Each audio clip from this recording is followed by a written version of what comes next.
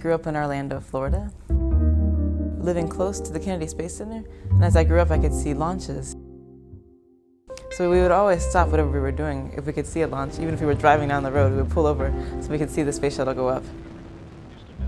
Right now I'm a graduate student, starting my 4th year, studying aerospace engineering and policy at the Massachusetts Institute of Technology. So I've actually just finished writing a master's thesis that's entitled The Use of Satellite-Based Technology in Developing Countries. And in that thesis I focused on satellite remote sensing, satellite communication, and satellite navigation, and looked at how all those technologies can be used to meet needs in developing countries.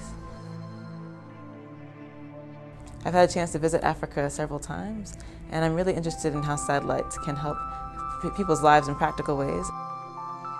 NASA's satellite technology can help us in understanding the food we eat and how we can get it and how we grow it.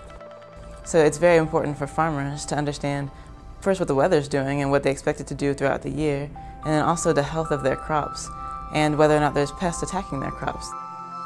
And they can give farmers and whole governments information about whether to expect a famine or a drought or other dangerous problems that might reduce the food supply.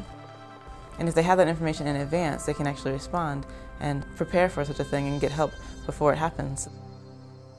When I was an undergrad, I was part of the NASA Academy. It's a special internship program whose goal it is to train the future leaders of the space program. So they bring people who are passionate about space and who are willing to think about space every day for 10 weeks nonstop.